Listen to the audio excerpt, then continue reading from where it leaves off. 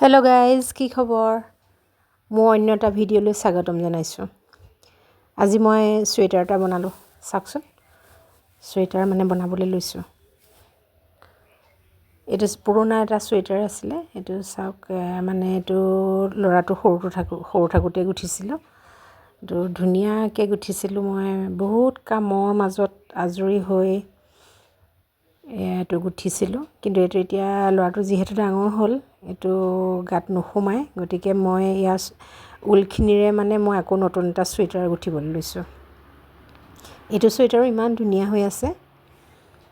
সেইকাৰণে মই ইয়াৰ হাতটো এটা হাত খুলিলোঁ, আৰু এইটো চাওক, পিঠি পাত ফালৰ এক পাতটা মই এনেকৈ গুঠিছোঁ। মই বিশেষকৈ ডিজাইন নাজানো, এই তাঁতৰ ফুল এটাকে দিছোঁ। কেনেকুৱা লাগিছে বাৰু কওকচোন? ডিজাইনটো ভাল লাগিছেনে? মই চাওক এনেকৈ মাজে মাজেও এনেকৈ ফুটকৈ নীলা দি দিছোঁ। এই ৰংটো একদম মাইল্ড কালাৰ, দেখিবলৈও ভাল লাগিছে। মই তাঁতৰ ফুলটো বৰ ভাল পাওঁ, কৰিবলৈও ইজি। আৰু এনেকৈ হাত চাত ভাঙি মোৰ এই পিঠি পাত্তাটো ইতিমধ্যে হৈছে।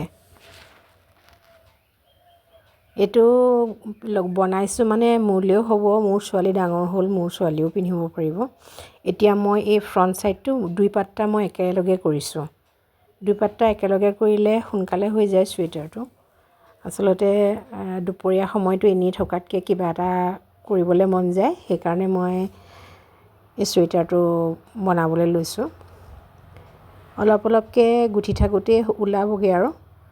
ছোৱালীজনীয়ে আকৌ এই আগৰ চুৱেটাৰটোৰ এই ডিজাইনটো ভাল পায়। ককায়েকৰ চুৱেটাৰ যদিও এইটো হেনো তাই পিন্ধিব। মই সেইকাৰণে এইটো হাতটো খুলিব লাগিবই বাৰু মোক এইখিনি ঊল।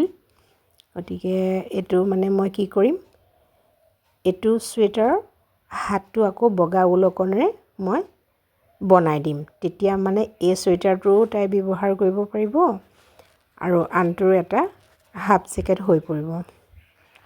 গতিকে দুটা চুৱেটাৰ হ'ব। এইটো চাওক, ডিজাইনটো কেনেকুৱা লাগিছে বাৰু? এই ফুলকেইপাহ যিহেতু উজ্জ্বল, এনেকৈ ফটফটীয়াকৈ ওলাই পৰে, সেইকাৰণে মই বৰ ভাল পাওঁ এই ফুলটো। এইটো চাওক, হাতটো এনেকৈ ভাঙিছোঁ।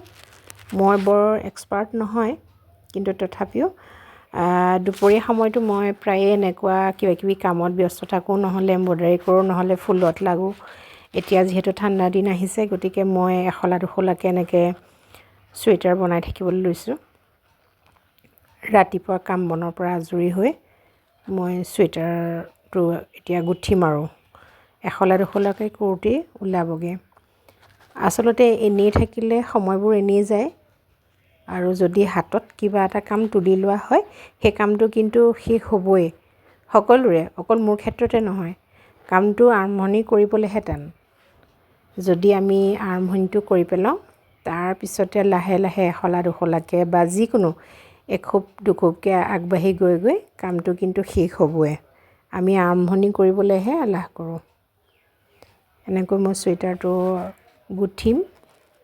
গুঠি আৰু ঠাণ্ডা অহাৰ আগতেই এইটো উলিয়াব লাগিবই। ঠাণ্ডা যিহেতু আহিলেই, গতিকে এই ফুল চুৱেটাৰৰ ওপৰত পিন্ধিব পাৰিব, হাফ জেকেট। ভাল লাগে দিয়কচোন হাতেৰে কৰা বস্তুবোৰ। বজাৰলৈ যদি হাতেৰে কৰা চুৱেটাৰ আপুনি কিনিবলৈ যায়, ইমানেই দাম, বা আচৰিত লাগে, ইমান বেছি দাম লয়। সেইকাৰণে মই নিজেই অন্য নাজানিলেও এনেকৈ উল্টা চোজা কৰিয়ে এনেকৈ চুৱেটাৰ বনাব পাৰি।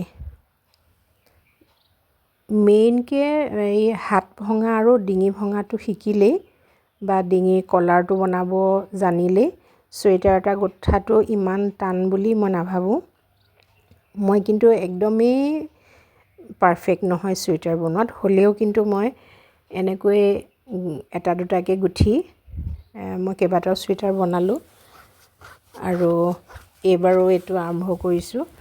হ'বগৈ আৰু। তাকে আপোনালোকক দেখুৱালোঁ, কেনেকুৱা হৈছে জনাব দেই। আপোনালোকৰ মন্তব্যই মোক উৎসাহিত কৰিব। ধন্যবাদ।